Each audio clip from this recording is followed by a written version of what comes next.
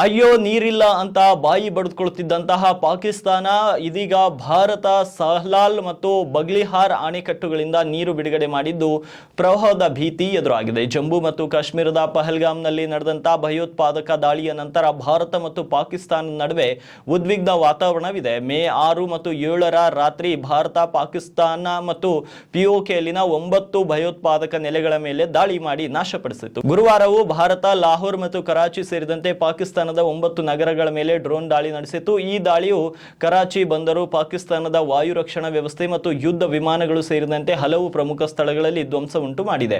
ಈಗ ಭಾರತ ಪಾಕಿಸ್ತಾನದ ವಿರುದ್ಧ ಜಲದಾಳಿ ಕೂಡ ಆರಂಭಿಸಿದೆ. ಈ ಪ್ರದೇಶಗಳಲ್ಲಿ ಭಾರೀ ಮಳೆಯಾದ ನಂತರ ಗೇಟ್ಗಳನ್ನು ತೆರೆಯಲಾಯಿತು.